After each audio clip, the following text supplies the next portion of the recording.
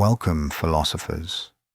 We're back for the sixth part of our 10-part series on the philosophy of Fyodor Dostoevsky, a writer who doesn't just tell stories but unearths the raw truth of the human soul.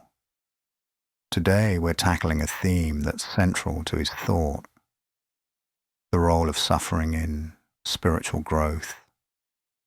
This idea comes alive in his masterpiece, The Brothers Karamazov, where suffering isn't just pain, it's a path to something deeper. So grab a cozy spot, and let's explore this tough but transformative topic. Dostoevsky knew suffering inside out. He endured prison, exile, poverty, illness, and the loss of loved ones. So when he writes about pain, it's not theoretical, it's lived. He believed suffering wasn't just something to survive. It could be a crucible, a fire that burns away illusions and reveals who we really are. In The Brothers Karamazov, he explores this through characters who face pain in different ways, but especially through Father Zosima, a monk whose wisdom feels like a warm light in a dark world. Dostoevsky's not saying suffering is good. He's saying it can lead to growth, if we let it. Let's start with Zosima, a figure who's like the heart of the novel. He's old, frail, but radiant with compassion. He teaches that suffering is universal. Nobody escapes it. But it's also a teacher. There's a moment where he tells a grieving woman that her pain over losing her child can open her heart to others. He's not dismissing her grief. He's saying it can connect her to humanity, make her more loving, more alive. Zosima believes suffering strips away our pride, our self-sufficiency, forcing us to see we're all in this together. It's a radical idea. Pain isn't just a curse. It can be a bridge to something bigger.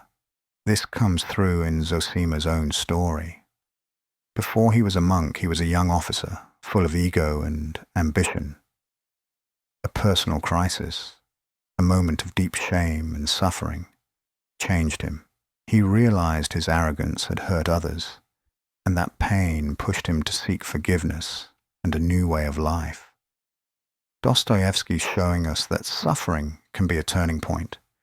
It's not about enjoying pain, but about what it reveals, our flaws, our need for others, our capacity to grow. Zosima emerges from suffering not bitter but humble, not broken but whole. Contrast this with Ivan Karamazov, who we've met before. Ivan's suffering, his anguish over the world's cruelty, drives him inward, toward despair. He can't find meaning in pain, so he rejects the whole idea of a meaningful universe. Dostoevsky uses Ivan to show what happens when we fight suffering instead of learning from it.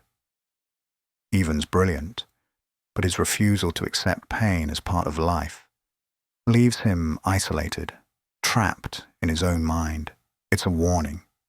Suffering can destroy us if we let it define us. Then there's Alyosha, the young monk in training who lives out Zosima's teachings. Alyosha faces his own pain, family drama, loss, doubt, but he doesn't let it harden him. Instead, he channels it into love and action, helping others, from schoolboys to grieving families.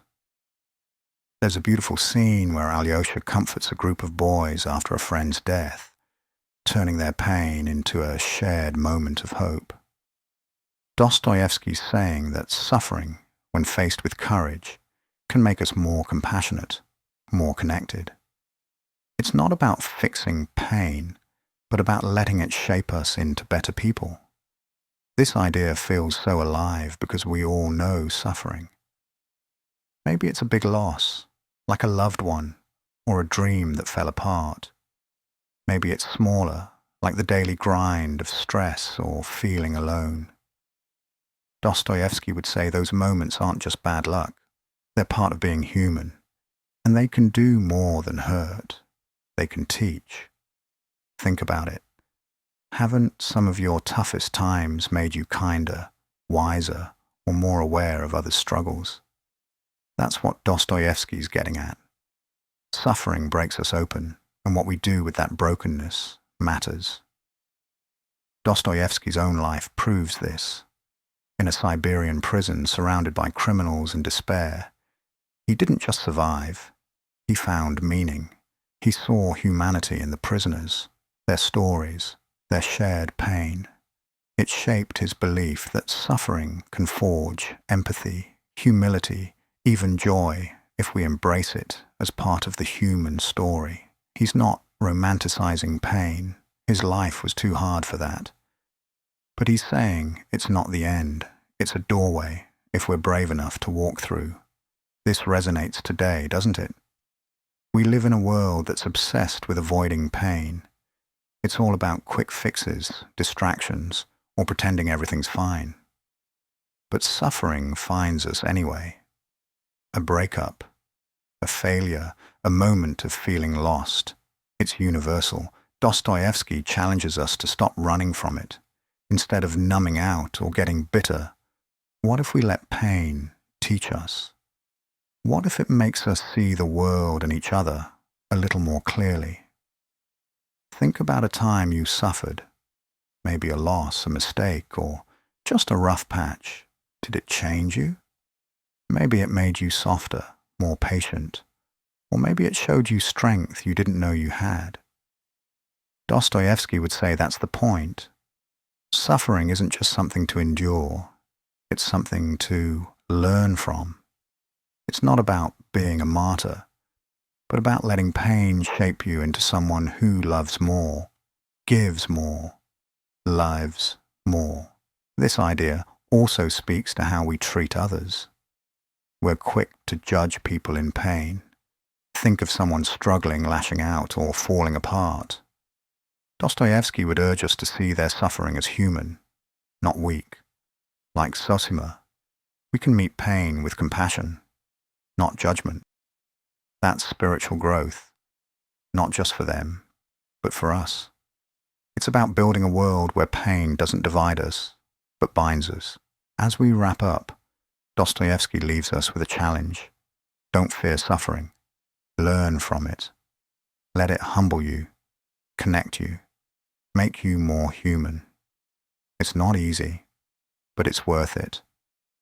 Next time, we'll dive into another piece of his philosophy, his critique of rationalism and materialism, where he takes on the idea that life can be reduced to a formula. It's going to be a fiery one, so don't miss it.